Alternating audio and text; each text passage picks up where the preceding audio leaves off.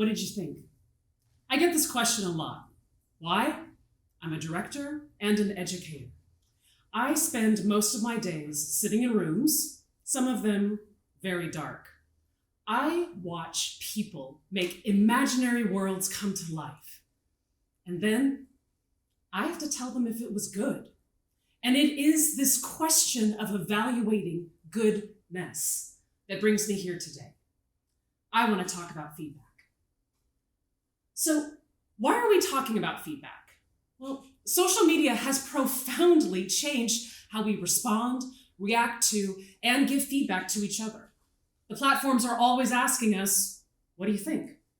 These frictionless systems help us tell someone what we think with an icon, or, if we're feeling fancy, an image with some limited text.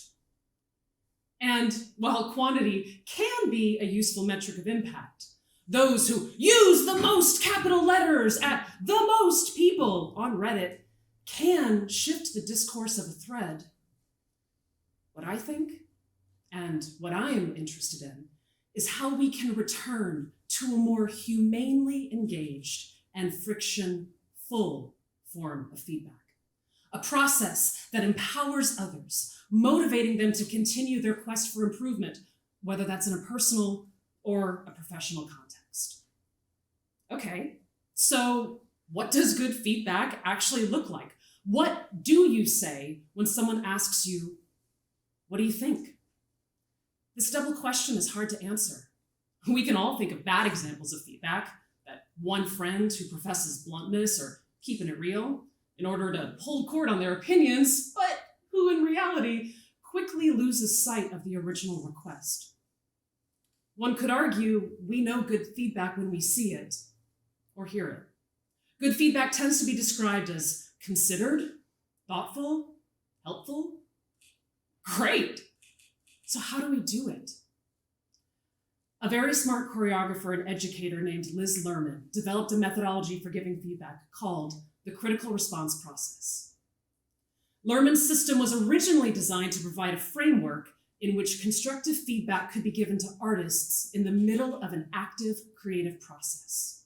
She was looking for a way to enable a collaborative and supportive environment for artists to share their work and then engage with their audiences in critical dialogue around the project's progress.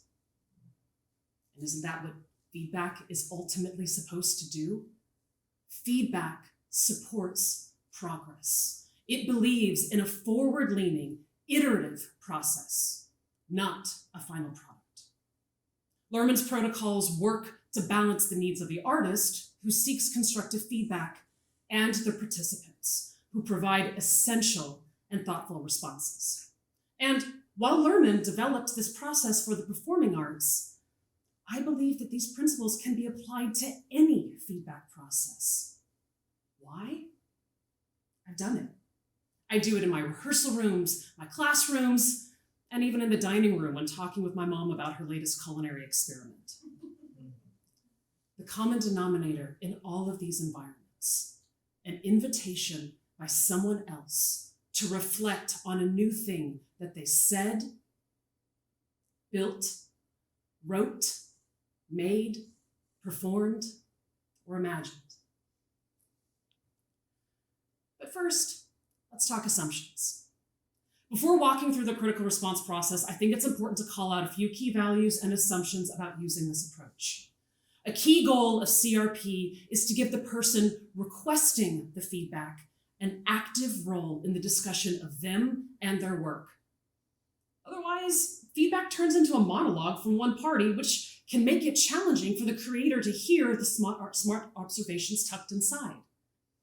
This is why CRP values conversation, allowing responders and creators, also known as the feedback providers and requesters, to discover and learn through the act of asking questions. CRP assumes that everyone involved in the feedback process is interested in a process of active inquiry towards learning and improvement. No one is allowed to take a back seat while the other person drives. So let's take a look at CRP's 4 steps. Step 1, statements of meaning. Congratulations! You just experienced experienced a creative expression. This expression could be anything from a baked good to a research paper to a performance.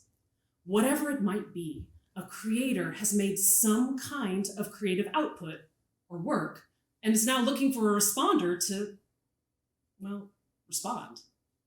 And so we begin with a question. Responders are tasked with answering the following question. In the work you just witnessed, what was exciting, meaningful, stimulating, interesting, touching, challenging, compelling, delightful, evocative, surprising, and, well, you get the picture. The responder's goal is to get specific in their answers. No detail is too small. Your use of repetition made me lean in and listen more attentively. When the actor suddenly froze, it took my breath away. One key element to consider when answering this question is to avoid opinions. It was good, or I didn't like it. Statements like these don't help the creator learn about what they've made. But if the responders can dig into a moment, articulate something specific that impacted them, focus on meaning rather than opinion, then everyone can begin the process of a shared discovery. Step 2, creator as questioner. After the responder has completed their statements of meaning, it's the creator's turn. The creator can now ask questions, one at a time, of their audience. We don't want to overwhelm folks. These questions might sound like, how did you feel about that time shift at the top of Act 3? Did the exploding confetti cannon grab your attention? This step gives the creator an opportunity to articulate their creative intent, be it of the process, the product, or themselves, through the questions they choose to ask. Armed with this additional context, the responder is now better equipped to frame the discussion of the work to adhere more closely to the creator's needs. Now, depending on the nature of the questions, the responder can also offer opinions, but they should not offer concrete suggestions for change. Now, you might be asking, why? Isn't that the goal of feedback? To fix what's wrong? I don't think so. When the responder refrains from giving fix-its, the creator is afforded the benefit of looking deeper into the work and themselves. Step 3, neutral questions. After the creator completes their question, the conversation flips back to the responder, giving them an opportunity to ask neutral questions about the work. A neutral question is a question without an opinion hidden inside of them. For example, when talking to a costume designer about an actor's costume, asking, why didn't you select a black suit for Hamlet? That's not a neutral question, but tweaking it to be, what ideas guided your choices around this costume's color is. The admittedly difficult act of crafting neutral questions is the quickest way to discover whether or not a responder is genuinely interested in engaging in a dialogue around feedback or just offering suggestions to further their own preferences. The goal of these questions is to incite reflection by the creator. This is how we promote learning through a feedback process. Step 4, permissioned opinion time. So once all of the responders' questions have been asked, the creator now has a choice. They can decide to allow responders to state targeted and proactively declared opinions. Now, if we're strictly following Lerman's approach, she states that responders must begin this process by saying, I have an opinion about blank. Would you like to hear it? This gives the creator a little bit of mental space to prepare for the comment.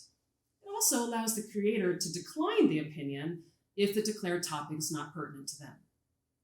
In these opinions, the responders can and should be critical, especially when they've been invited to give their opinions.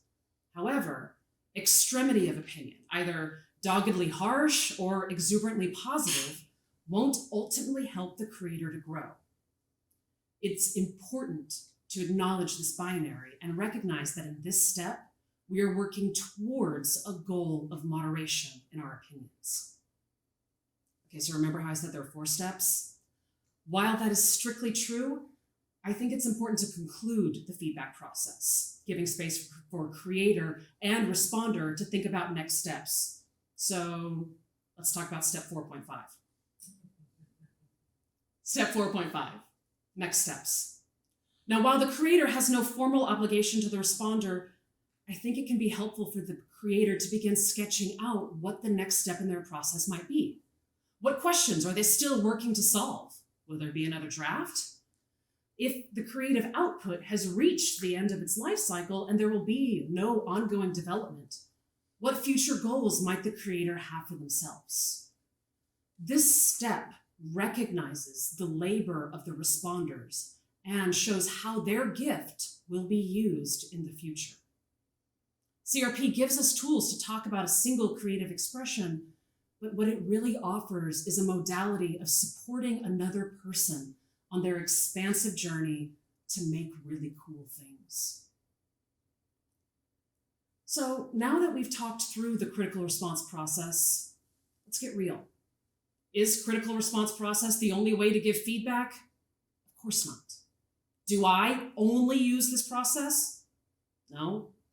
Sometimes I need to give opinion-based criticism in more of a monologue form because the situation is such that I or the creator are not afforded the conditions for an extended dialogue. Sometimes I offer fix-its. Sometimes entrenched systems of oppression and shifting cultural expectations can make it tough to lead a diverse team through CRP in a way that equalizes power structures in our rooms. But if I'm being honest, when I think I can't use CRP, it's usually because I feel like I don't have the energy or time to engage deeply. And this is the real point. If we want our feedback to be good, then it has to be active. You can't expect someone to take your thoughts seriously if you aren't willing to put in an amount of effort commensurate to the creator. The use of critical response process shows that responders aren't in it for the inflation of their own ego, but rather to foster a service-oriented and collaborative spirit that is focused on growth and improvement of the idea, the possibility, and the creator.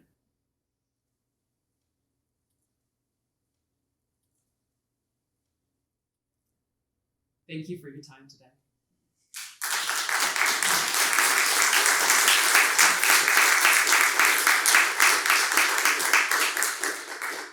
I hope that this talk has given you some tools to go forth and serve your community with honest, thoughtful, and critical feedback. And I'd like to leave you with just one final thought as we conclude.